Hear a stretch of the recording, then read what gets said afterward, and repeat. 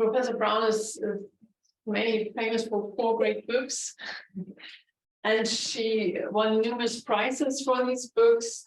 The first one was published with Harvard University Press in 2004. It was called The Biography of No Place from Ethnic Borderlands to Soviet Heartland, and won the American Historical Association's prize for the best book in international and European history. Then the book I think a lot of us already read was Plutopia, Nuclear Families and Atomic Cities and the Great Soviet and American Plutonium Disasters, published with Oxford in 2013. It was awarded numerous prizes. I won't list them all. One of them was the Wayne Vucinich Book Prize of the AC, so the Association for Slavic Studies, East European and Eurasian Studies. The third book was Dispatches from Dystopia, Histories of Places Not Yet Forgotten, published with the University of Chicago Press in 2015. And it was selected for Atlantic Monthly's Best Books We Read in 2016. And maybe most famous of the last book, Manual for Survival, A Chernobyl Guide to the Future, published with Norton Company in 2019, was a finalist for the National Book Critics Silk Award, also finalist for the Richard Kapuscinski National Award for Literary Reporting. And Professor Brown also worked or wrote an article on the pandemic. The pandemic is not a natural disaster, published in the New Yorker. So she had several fellowships. So the latest is that in Amsterdam, but also the Guggenheim Foundation, the Carnegie Foundation. You were a year at the American Academy in Berlin, if I'm right, at the Holocaust Museum, at the Howard Davis Center, etc. And she is teaching, what is interesting also to you, the students environmental history, Cold War history, and creative nonfiction history writing. And as you notice, Professor Brown is not only a specialist for Eastern Europe or the Soviet Union, but interested in overall science, nature, and catastrophes. But she decided, as I learned today, now to write a book not anymore on the catastrophes, but more about how people help themselves. And the new project is on small farmers or on plant people, indigenous peasants, Maori scientists who understood long before others that plants communicate, have sensory capacities, and possess the capacity for memory and intelligence. And I think this is a part of what we will hear today. So the Soviet everyday was green, not red. The short history of sustainable food production in the USSR. And thank you so much for coming. The floor is yours. Thank you so much. I'm grateful for the invitation to come and for your time tonight on this cold wintry night to come out. Thank you very much for that. And I want to talk today about my travels in Estonia last fall. I went to Estonia because I was interested in dacha gardens. And I thought to myself, I was really interested in not, some people read about the culture of dacha gardens and about the politics of it, but I was interested in what do people grow and how much food did they grow and what do they do with it? And I thought, this is a vast Soviet Union, the dachas were all over the place. There's usually like a green belt around most Soviet cities where these allotment gardens, small allotment, like you have here in Bremen. I thought if I go to Crimea or Soviet Georgia, someplace warm and sunny, that would be too easy. So I went to Estonia because it's cold and rainy and gray, and the soils are terrible. They're from poor to downright bad. So I thought that would be a good place to see, let's see just how much people could grow in that kind of terrain. And when I got there, I was walking through this, what I thought was maybe a former Dacha area near the Tallinn airport. And I came across this placard, this sign that said, all of you, it was dated 2018, and I was there 3 years later. All of you who have gardens here, these gardens are going to be shut down. You have to close up shop and leave by a certain date. But I kept going, and I ran into this guy. His name is Valeri, and a number of people were still gardening 3 years after that sign was up. And Valeri gave me a tour, and I ended up spending a lot of time with him, and he showed me his sort of his dacha realm. It's sort of was fenced off as a real labyrinth of dozens of abandoned sheds and chicken coops and a few greenhouses, things he had scavenged from other people's dacha gardens as they were leaving. And he had, well over 100 chickens, and he was growing a lot of, you can see there's squash and tomatoes. This was in September, starting to get cold. And we stepped over piles of scavenged lumber, which he was saving for new renovations he was going to do. And as I walked through this, I was thinking, Valeri's world is one of remnants. It's a lost vegetable-powered Atlantis that was sinking into the swampy terrain from which it emerged. And I was thinking that these ruins that Valeri inhabits gesture towards a powerful economic and political undercurrent of Soviet history that doesn't fit the standard development narratives we normally tell about a modernizing state. The story we usually tell describes peasants pushed off of land and in some form of enclosure, and they get moved into cities where they're hired cheaply to work in new factories, in industrialization drives. Their bodies make up the organic mass of urbanization. And as wage laborers, urban migrants switch from being producers to consumers of food. And their diets change from a largely plant-based menu to eating meat and starch. And that's the story as we know it. And I'm sure you recognize it from your basic history classes. But Soviet history doesn't really fit this trajectory. In the 19th century, peasants migrated to factory jobs in Russia. But they left annually to go back to the farm to plant and to harvest. As people settled more permanently in cities, they still maintained kitchen gardens. And in frequent periods of shortages, Soviet urbanites without agricultural tools learned to garden in order to grow their own food. Urban self-provisioning in Soviet history was not a holdover of the past. It was a feature of Soviet modernity. In fact, kitchen gardens framed Soviet history.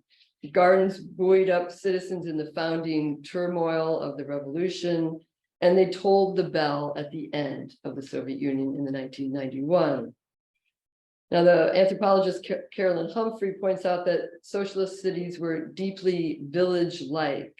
Many urban people lived not in apartment buildings, but in single-family houses, and around them were yards given over to outhouses and woodpiles and vegetables or orchards, poultry, and animals. In the 20s and 30s, more and more apartment buildings went up, but apartment dwellers still went to the edge of the cities and they planted wild gardens on the margin of the city. In 1933, in the midst of the Great Famine, Soviet citizens won the right to garden officially from their state. This was a major compromise to the Soviet ban on private property, and it had lasting consequences. And one of those consequences is that this system of allotment gardens, which people in Germany know quite well, started to get institutionalized in the Soviet Union. And that is the creation of a new kind of commons, that people form these garden associations, and I'll tell you more about them. And so that's what brought me to Estonia. last year. And in Estonia, I learned that Estonians had long been self-defined themselves as a farming nation. The interwar dictator, when Estonia first became a country in the 1930s, the Estonian interwar dictator Konstantin Pats called himself the gardener of the nation.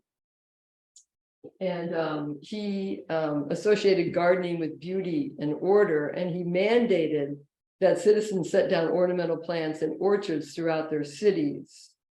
And moving to cities, Estonians kept their ties to the village and brought with them their habit of tilling the soil. And so instead of the ornamental plants that Pats wanted, they planted, and surveys show this, that they planted orchards and berry bushes and vegetables throughout the city. During World War II in Tartu, every family received a plot to garden, and they were assigned, each person was assigned one fruit tree and one berry bush to tide them over during the war. In the late 50s, as the Soviet Union urbanized, allotment gardens rooted down into industrializing landscapes. And in Eastern Estonia, tens of thousands of people migrated from Russia to work in new factories in Eastern Estonia. And these workers lived in their own factory colonies, surrounded by state-planned garden collectives. By the 1950s, most potatoes, 60% of the potatoes that people ate, were grown on small plots, 7% of the arable land in the Soviet Union. A quarter of all vegetables and a third of all eggs came from private allotments. The only dip in urban self-provisioning in Soviet history occurred when Nikita Khrushchev took power in the late 1950s. In 1954. Khrushchev was a former farmer, and he was heavily invested in industrial agriculture. And he tried to put the brakes on small plot gardeners by taxing produce and moving people, including collective farmers, into apartments so they didn't have their own little kitchen gardens any longer. So in response, loads of people with this tax left their allotment gardens. But in subsequent years, food became more dear, prices rose, and public support for Khrushchev eroded. In 1962, food riots broke out in Novocherkassk and in other cities around the Soviet Union.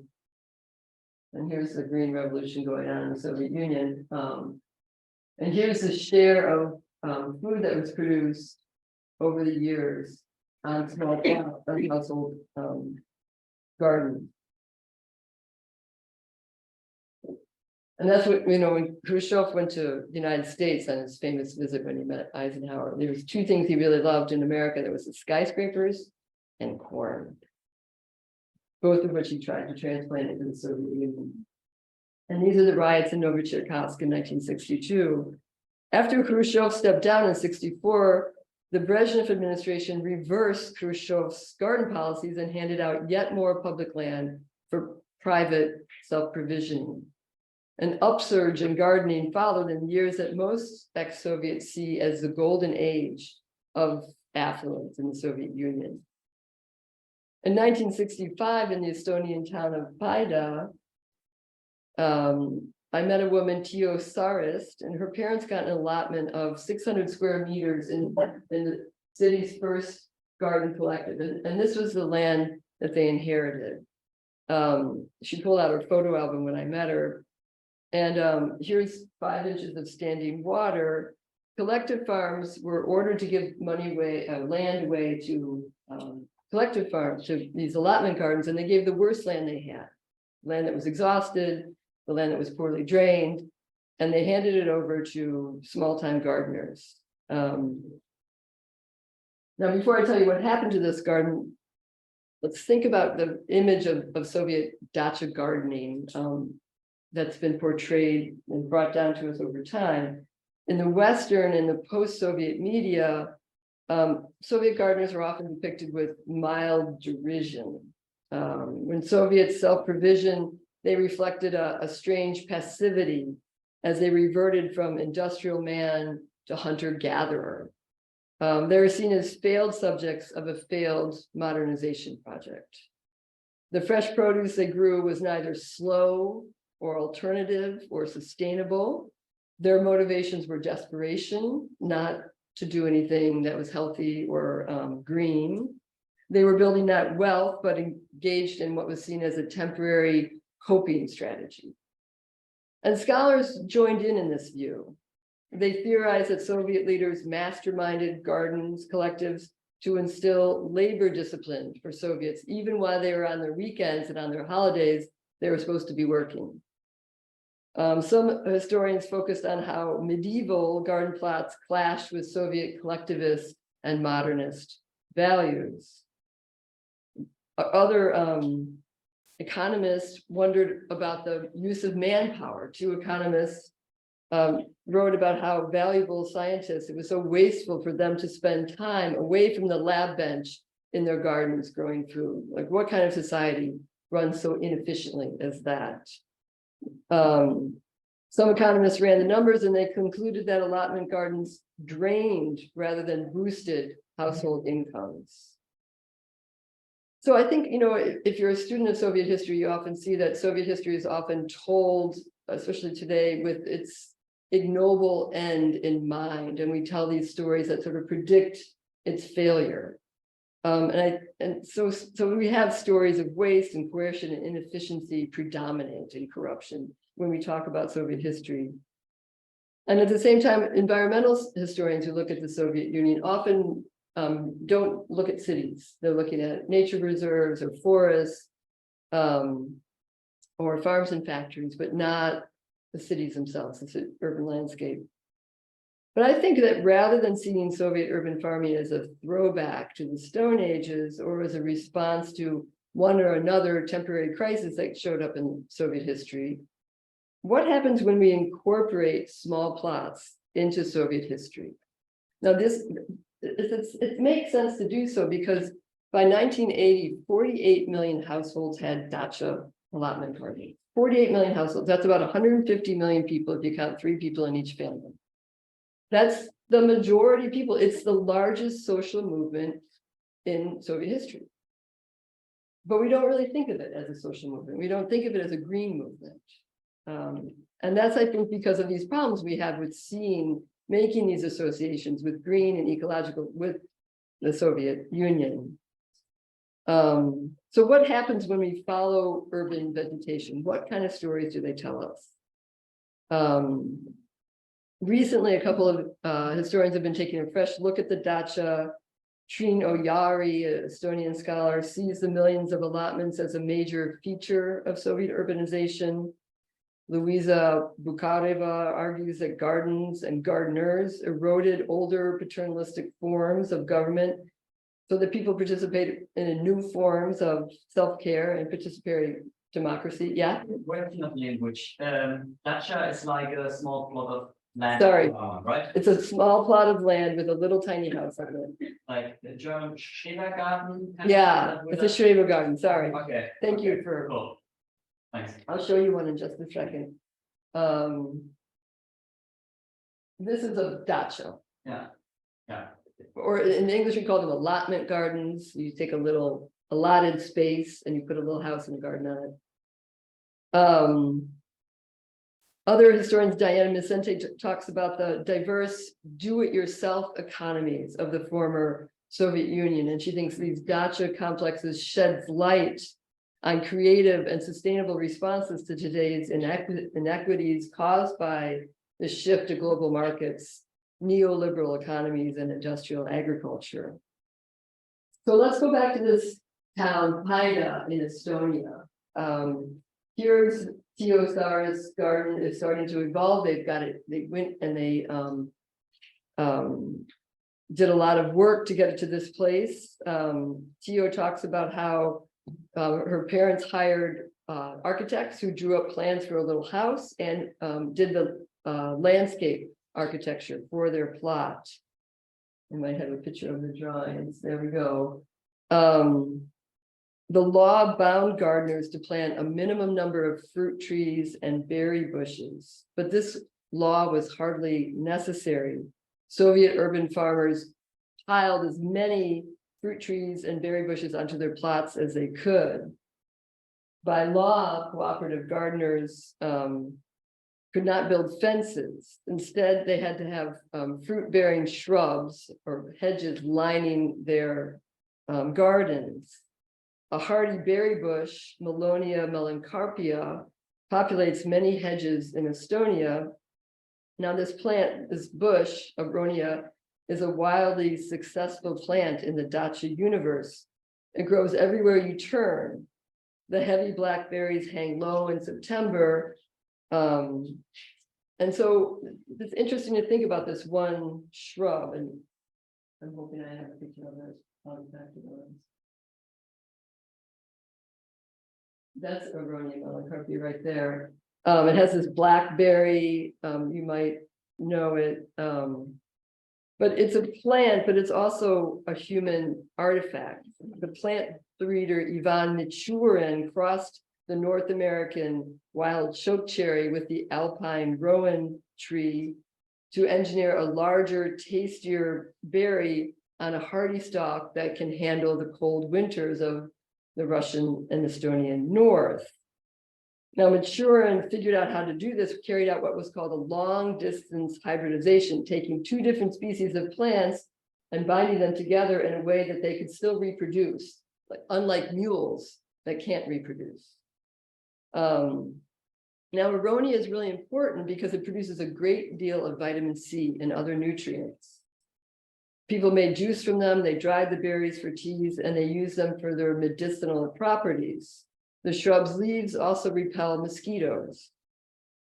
Michurin created thousands of new commercial cultivars. 150 still exist today. He and his colleagues bred high-quality cultivars of cherry, plum, currant, pear, gooseberry, grape, and apple varieties that thrived in northern climates and grew in short seasons and resisted disease. His followers, called Michurinci, carried cuttings in buckets on and off trains and buses and spread them all across the vast Soviet Union. And Soviet garden books reproduced the knowledge of how to graft these plants, branches onto new trees, and to produce these kinds of orchards in the gardens. Now, Soviet consumers couldn't rely on going to a store and buying the vitamins they needed, fresh produce in the winter. All winter long, there was pretty much nothing to buy in stores that wasn't a packaged good. So they needed to put up their own stores of produce to get them through the winter. The preserves saved them from a host of life-threatening diseases caused by vitamin deficiency. Now, as they stored their food for the winter, Soviet gardeners made allies with microbial life. Fermentation is a microbial metabolic pathway that chemically alters organic substrates by extracting energy from carbon compounds. Pickling or fermentation not only extends the shelf life of fruits and vegetables, but it brings about desirable chemical changes that makes food more nutritionally valuable and more digestible. Fermentation increases the caloric density of your food, which is good for people in a deficit economy with a number of famines. Fermenting fruits and vegetables increases the free amino acid component, which is good for people who don't have a meat-based diet. The health benefits of fermented foods are enormous, from psychological to immunological. Researchers postulate that early hominids' brain development is due as much to fermentation as it is to cooking. Now, Soviet gardeners probably didn't know the science behind fermentation, but every gardener I talked to remarked that their food was just better than anything you could buy in the stores, just healthier. And that food made all the difference. In 1960, a 70-year-old Soviet, oh, that's the berry, sorry. And that's Michurin. And this is a Estonian friend who showed me her basement root vegetable. I'm gonna try and get to the chart. And that's the same garden today. But a 70-year-old in 1960 could recall a host of deadly famines in the Soviet Union, and here they are, and here are the death tolls. But after the post-war establishment of allotment gardens on a mass scale, the Soviet Union suffered no more historic hunger.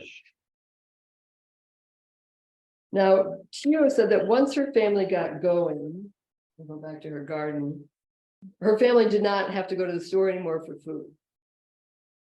In fact, they had too much food on their 600 square meters.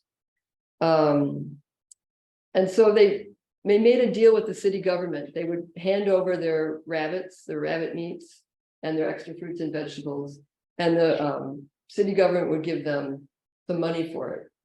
But then the city, there was a lot of gardeners in the city. Pretty soon the city stores had too much food and Paida. So they made a deal and they started trading with Leningrad. And they would send this food and the rabbits and the rabbit fur all the way to Leningrad. And from Leningrad, they would get valuable things like novels from foreign translations and canning supplies that they would trade with to make this sort of cultural exchange. So in addition to supplying nutrients, the gardens enriched Soviet consumer and cultural life. I find that the Paida gardens are not unusual in their productivity. Surveys show that each urban garden produced at least 500 kilograms of produce a year. Now, while small holding allotment gardens were wildly productive, Soviet collective farms, industrial agriculture was failing. In 1977, the crisis in Soviet agriculture was desperate. That year, Soviet leaders again passed new laws allocating yet more public land to private gardens. By 1983, 46 million Soviet families were engaged in private agriculture, half of all the families in the country. In 1987, with food in the shops growing increasingly scarce, Mikhail Gorbachev turned again, just like Brezhnev before him, to gardens. He encouraged citizens to feed themselves, and he freed up yet more territory for urban gardens. In the late 80s, as enterprises failed and enterprises could no longer pay their workers, they just gave them land and told them to go grow their own wages. Outside of Tallinn, large factories were there manufacturing a lot of military supplies, and they set up new allotment gardens, including those near the airport I showed you at the start of this talk. Now, these new gardens near the lines for food in the Gorbachev era, these new gardens looked different from the planned gardens that were planted earlier. They were the more do-it-yourself kind of gardens made from found materials that people in the late 80s could get a hold of. In that same decade, in the 1980s and 1990s, production in the highly subsidized in agriculture section of the Soviet economy dropped in half. And here is the big economic miracle that few pundits have noticed. As Soviet big agriculture failed, leafy green plants and gardens filled the void. Urban gardeners with burlap sacks on commuter trains displaced farmers mounting tractors. When shock therapy failed to supply enough food in the 1990s, an anarchy of unplanned, greedy growth took over the gray spaces that were neither socialist anymore nor really fully capitalist. Critics argue that Soviet agriculture failed in part because farmers focused on their little small gardens instead of paying attention to their jobs at the collective farm. But I found that hard to believe once I visited these rural collective farm villages. Here's the plot of collective farmers. It looks just like the plot of city dwellers. They get the same 600 square meters. They can't grow that much more food or spend that much time on it. One Lithuanian tractor driver observed, everything grew by itself in my garden. I swear I grew 10 times more cabbages on my tiny plot without any technology than the state farm ever did using all those chemicals.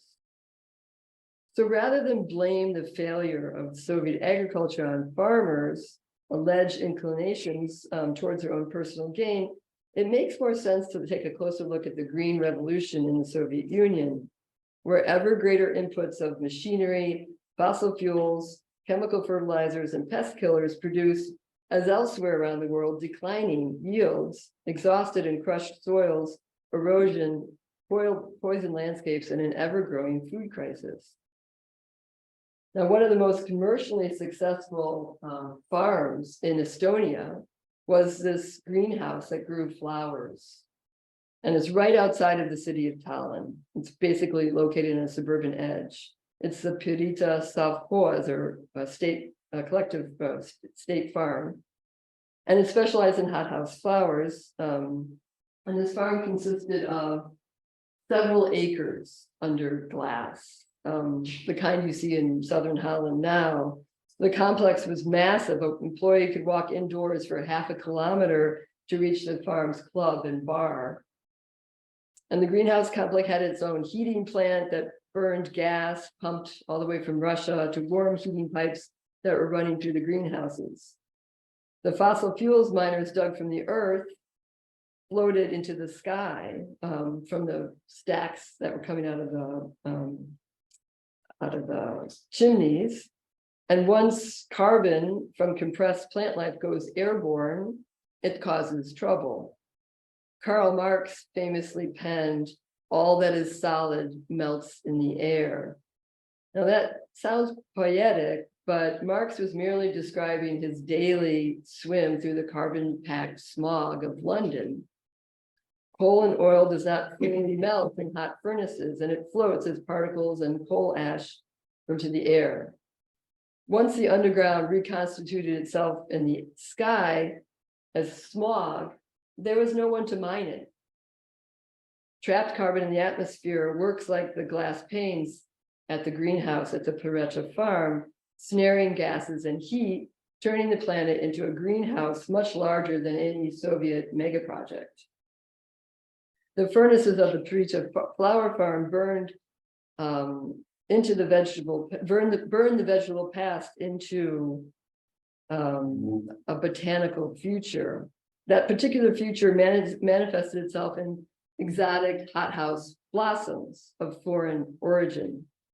And I went and visited the remnants of this farm with a colleague, an Estonian colleague, and an old couple were there, and they still grew plants in one of the greenhouses. And the farmer showed us this oil shale byproduct, a thick black tar that she mixed with water to spray on grapes to stop a mildew fungus. She explained that in Soviet times, they fought blight and insects in the hothouse with a full arsenal of pesticides and herbicides. They applied poison, she said, without respirators or protective clothing. Several of her co-workers in charge of spraying got cancers and died at the age of 30. She attributed their deaths to those toxins. Now, petroleum flowers grown with chemical nitrates, heated with petroleum products, and defended against pests with chemical byproducts were driven around and delivered these flowers by means of combustion engines that churned their way throughout the Soviet Union to flower shops and hospitals and sanatoria. From there, the chemical saturated blossoms traveled from hand to hand to finally reach patients in oncology wards. The flowers and the patients shared a common feature. The petroleum products saturating the vascular structure of the blossoms also circulated in the bodies of the cancer patients treated with chemotherapy. Both the flowers and the hospital patients are a product of petro-modernity. But that's just one part of a larger story. Down the street, these same Savhoz workers in the greenhouses lived in freestanding houses with large yards where after hours they farmed in a different way. They built their own much smaller greenhouses that warmed passively in the sun. Around their houses spread the usual garden beds with fruit bushes and berry trees. In the collective farm, the farmers mined topsoils from elsewhere to refresh their beds. At home, they built their soils from the ground up using kitchen scraps, manure from chickens, and garden waste. On their own time, the farmers became gardeners. As they walked home from their day jobs, they shifted from petro-modernity to retro-modernity. Now, what does retro-modernity look like? Garden cooperatives have been mistaken as primitive spaces, historical vestiges slated to disappear in part because they lacked urban infrastructure.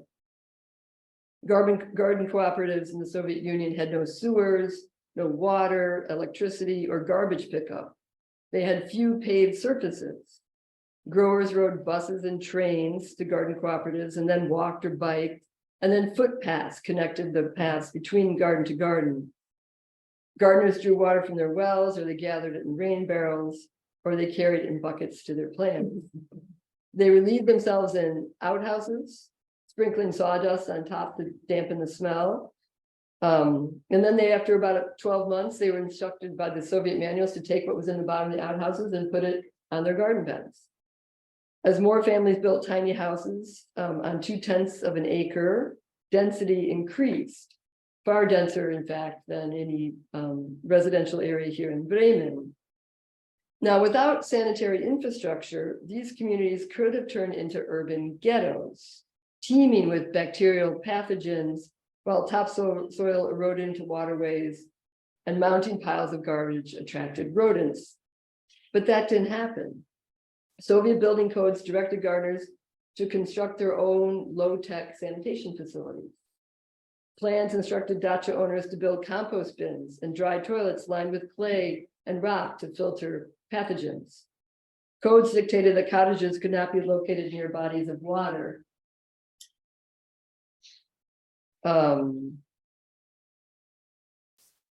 Collectives did not have paved surfaces that channeled runoff and caused erosion and flooding.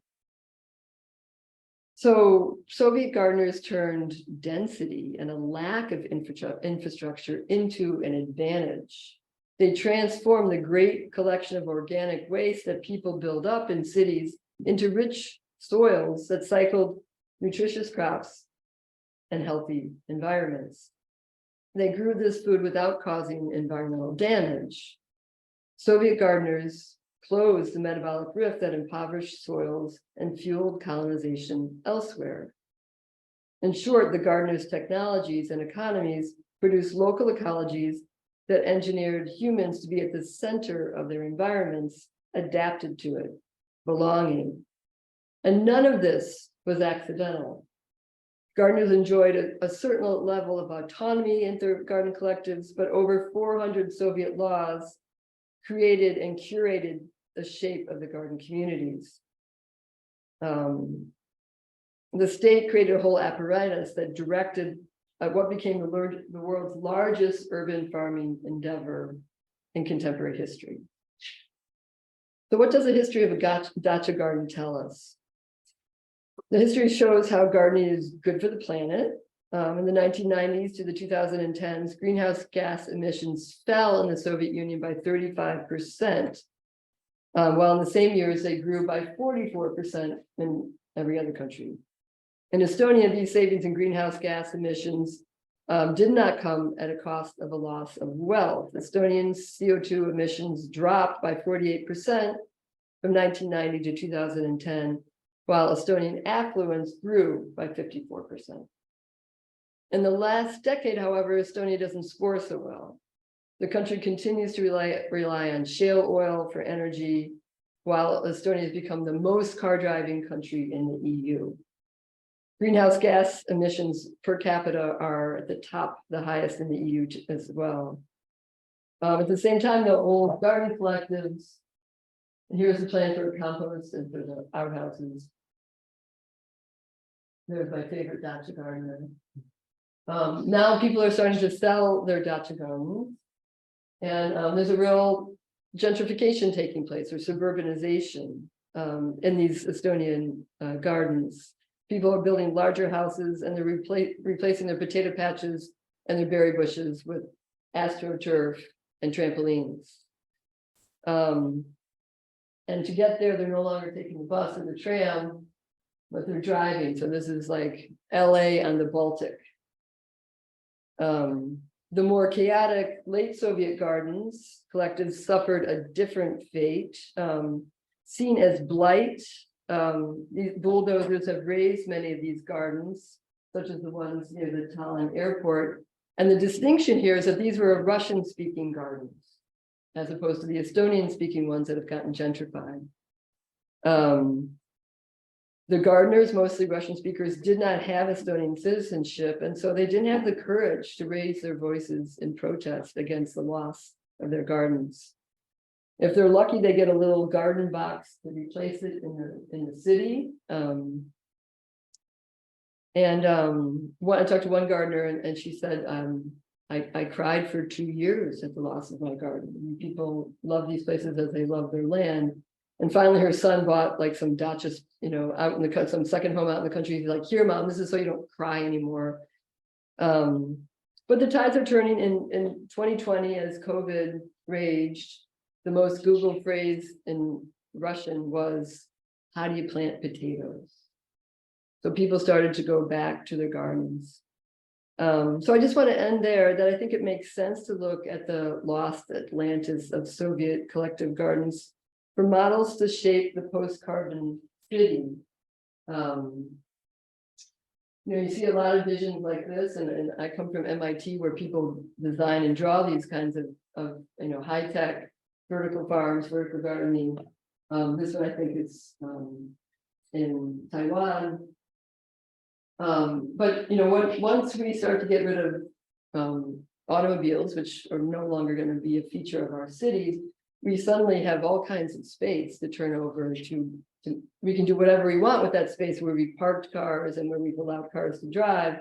We can decide to fill that space up with more with anything we want, but we could turn those over to green spaces for growing. And the point I'm trying to make is that little tiny spaces that are cultivated by people like us with man-made soils are extremely productive in almost any climate. And it doesn't take much time. You can be a working person and still be a producing person.